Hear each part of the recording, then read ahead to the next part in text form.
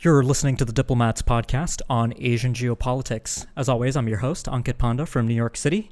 And I'm joined today by Scott Lafoy, a producer for the Arms Control Wonk podcast that some listeners of the Diplomats podcast may recall because we recently did a collaboration episode together.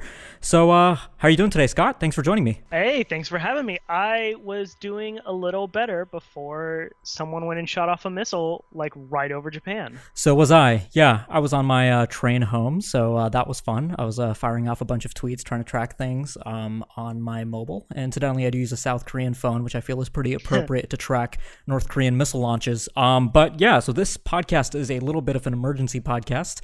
We're recording it about, I think 80 minutes, maybe 60 minutes after North Korea was confirmed by Japan's NHK to have launched a ballistic missile. And this has been an interesting launch since we now have confirmation that North Korea has overflown the northern Japanese island of Hokkaido, where the United States and Japan were conducting a military exercise. But more notably, this is the first time they've overflown Japan with a system that they've identified, or that we've identified as a ballistic missile. They did it in 2009 with a satellite launch vehicle, the Yonhwa-3. That test failed. And more notably, they did it in 1998 with the Taepodong-1, which was kind of the birth of Japanese missile defense as we know it today, but really kind of, freaked everyone out, and it led to eventually a moratorium on their missile testing for a while. But this test, I think a lot of us may have seen it coming. I wrote an article for The Diplomat where I kind of talked about why North Korea would think about doing tests like this again, or begin to do them with ballistic missiles. They get certain kinds of technical information that they can't get otherwise. But yeah, Scott, do you want to walk us through the public data that we have on this missile so far? Yes. So first off, I believe the indication now is that the launch happened at about 5:57 or 5:58, depending on your source. Local time, well, I guess South Korea and Japan time, I guess that's 30 minutes off of local time DPRK now. But about 5:57 Japan, local time Japan, flew for about 14 minutes, flew for about 2,700 kilometers, reached an apogee of about 550 kilometers, meaning that it was not a lofted test, so it's breaking from their current testing regime, and overflew Cape Erimo, which I'm not terribly familiar with, but is part of the Hokkaido island, and basically splashed down. I believe it was 1,150 kilometers off of that is what the number's been cited as. And there seems to be a little confusion still lingering about whether or not it was one missile or three missiles, though I believe it is now settling on one missile as news agencies revise their estimates and government folks talk to their media friends. So right. And, that's a disclaimer for this whole podcast. We are recording an hour after launch. Some of these numbers might end up seeing revision as more data comes out. Early information about ballistic missile launches can be wrong, as we just saw a few days ago, actually, with the launch on Saturday, when there was all sorts of conversation over the weekend about whether North Korea tested a ballistic missile, a rocket artillery system. They did test a ballistic missile in the end. But anyways, let's talk about this launch a bit more, Scott. So first of all, I guess the range that they demonstrated is a little bit short of reaching Guam, which I think is worth pointing out since there was all this talk in August about North Korea potentially carrying out this test, striking the waters near Guam with a bracketing strike. They haven't done that.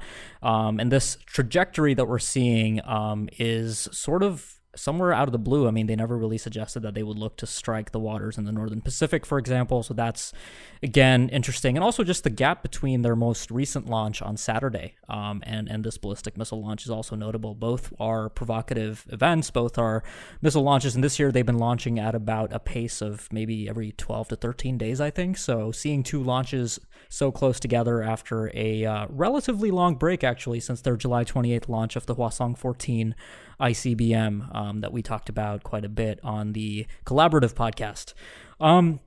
So let's talk a bit about missile defense. So it seems like we haven't seen any reports that Japan or the United States attempted to intercept the missile. And I guess the only systems that would be of use here would be the Aegis destroyers that both countries have in the Sea of Japan that have SM-3 interceptors that are capable of exo-atmospheric intercept in mid-course, But there's some questions about the geometry there. It would depend on when the ballistic missile enters mid-course to let the SM-3 actually engage at a given altitude. I know there were some questions about that in the case of Guam. What's your read on this? The missile defense scenario obviously has its risks. If you shoot and you miss, you're obviously giving up quite a bit of credibility. North Korea gets data about the quality of your systems potentially. But what's your read on why we haven't really seen intercept yet? I think there is a credibility problem, as you said. There's also a practical geometry problem. It seems that the U.S. may have had some heads up about this missile launch, Yeah, I can talk about that in a bit. There wouldn't be much of an excuse not to send either Arleigh Burkes or Kongo-class destroyers into the line somewhere if they predicted this trajectory, which actually could be an issue. If they felt that there was a Hwasong 12 launch coming up, they actually could have prepped their destroyers, but being a trajectory that hasn't been recently used, that is one overflying Japan recently, they may not have actually prepped for this specific trajectory. Right. And the SM-3 does have a pretty large range and envelope that it can engage in, but it's still, like you said, the geometry matters. It still needs to be only so far off from the trajectory, and if it wasn't, they can't do it. Right, and I'm not I guess actually sure who could see a failed SM-3 flight. We definitely would. The Japanese definitely would. The South Koreans could, but I'm not actually sure who in that area is actively patrolling the Sea of Japan / East Sea with air defense radars sensitive enough to actually pick up the SM-3. So I would be curious if there could be intercept attempts that were not seen by anybody.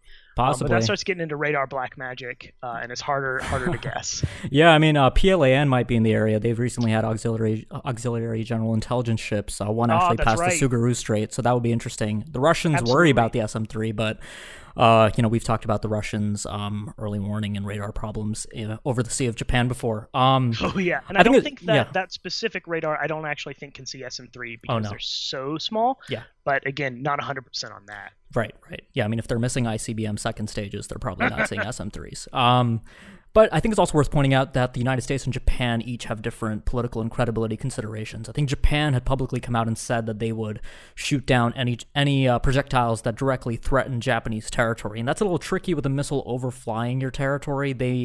Japan does this whole thing where they trot out the PAC-3 interceptors every time, and a lot of reports think that PAC-3s are somehow omnipotent against ballistic missiles, but they're really not, especially against an IRBM overflying Japan. A PAC-3 can't do anything unless the missile were to break up above Japan in just the right place and debris would fall down. Then the PAC-3s might be able to take a few shots to prevent that debris from impacting if it didn't disintegrate during re-entry in the first place. But yeah, otherwise it's really the SM-3s in the Sea of Japan. But there's good reason to think the Congos might not be actually poised to intercept these targets. They might be training for trajectories that are aimed at Japanese territory. For the United States Navy, I think it's a different calculus altogether because there are allied reassurance commitments there. If you let North Korea shoot ballistic missiles over your allies' territory, that really doesn't help your credibility. And, I think there's ways to make up for that. I think maybe some people have made a little bit too much of that. And, there's ways that the United States can react after this launch with Japan that might be productive in that sense. But that, again, is a tricky question. Let me talk a bit also about just the, what the United States knew about this launch before it happened. I've written a few articles about this regarding previous launches, notably of the two Hwasong 14 ICBM launches. But it was actually interesting. I was speaking to sources that I cannot name, obviously, who are within the U.S. government, have knowledge of the latest intelligence about North Korea and other countries' ballistic missile programs. And I was inquiring about Saturday's launch, about the the question of what North Korea had launched, and I actually just received a tip that to expect a KN-17 launch specifically. This was hours before North Korea actually fired this missile, so the United States had some warning. They weren't caught off guard here. So I think your point about missile defense, again, I think should take that into consideration. If you're expecting a launch, you can perhaps anticipate the geometry, even if you don't have specific data from North Korea about what they're planning on actually striking. But all right, so we're about at the 10-minute mark, Scott. But any other thoughts about this launch before we look to wrap up this emergency podcast?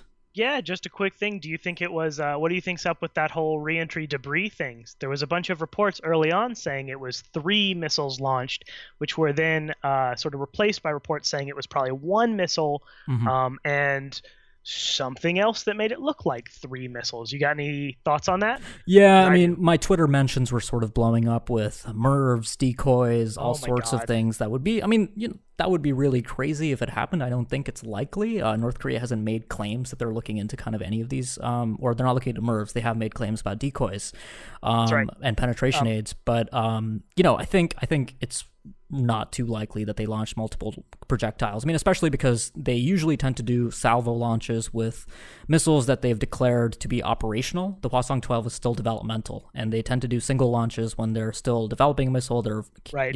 calculating telemetry data, and that actually raises a point. It's like I'm wondering, how they're going to collect any telemetry data from the actual terminal stages of this flight. I mean, if they're interested in surveying the performance of their reentry vehicle, they're going to be a little hamstrung, I think, by their ISR capabilities, right? So, do you have any thoughts on Absolutely. that? I mean, do you think they surreptitiously sailed some kind of ship out there to collect data on this? I mean, I don't know anything about that, but I mean, that's a question that I've always had about these full range flights that North Korea has been considering. Just how would they get data?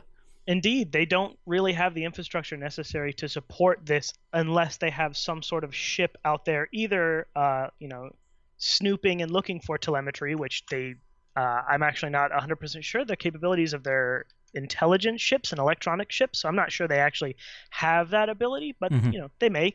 The PLA or the PLAN, the KPA Navy is not known for its high level equipment, but is still something to be watched for.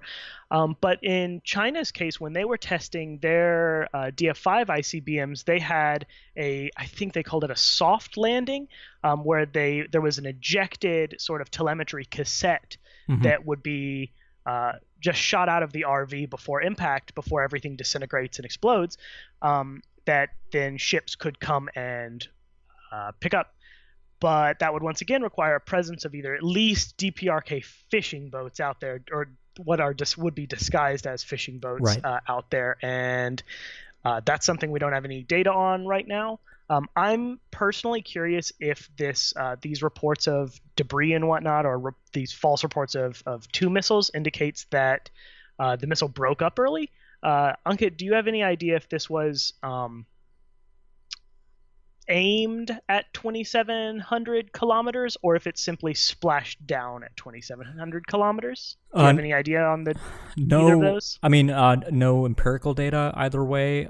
If I had to Okay. guess, I mean, there's a variety of factors that could explain the range. It's actually interesting Mm-hmm. because, based on the observed flight of the first successful Hwasong 12 launch back in May, David Wright had calculated a minimum energy trajectory that showed a longer total range, right? So North Right. Korea cut the range considerably here.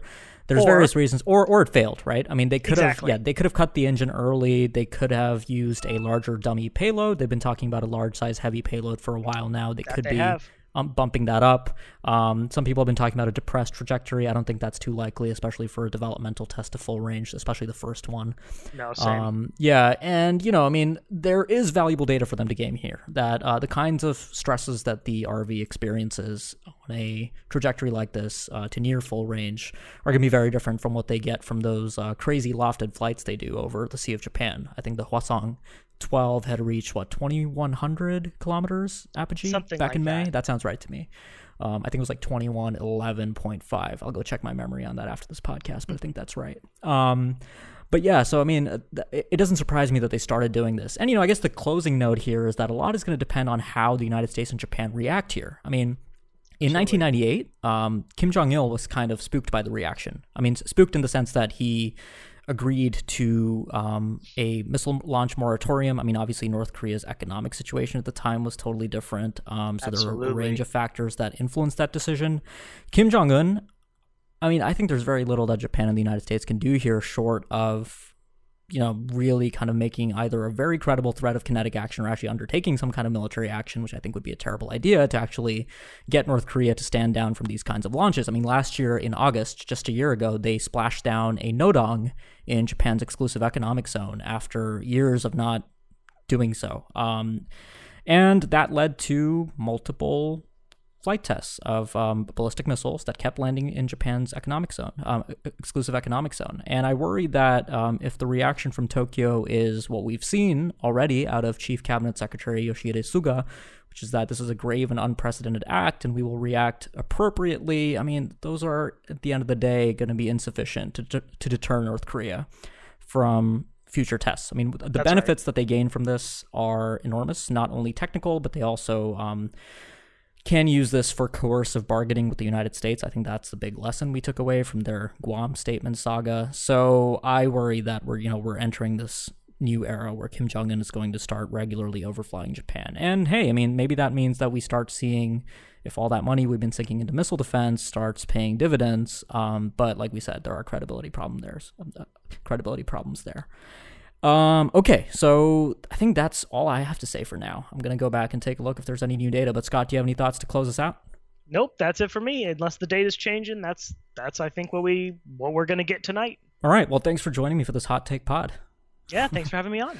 Yeah, and so for listeners, if you like listening to Scott, he is the producer of the Arms Control Wong podcast, which he does with Jeffrey Lewis and Aaron Stein. I recommend checking that out if you like super granular discussions about ballistic missiles, non-proliferation, and arms control more broadly. But if you are a subscriber to this podcast, that's great. You should really leave us a review. And if you're not a subscriber, you should subscribe and you should leave us a review so you can keep up with future episodes. Thanks for listening, and we'll be back soon with more.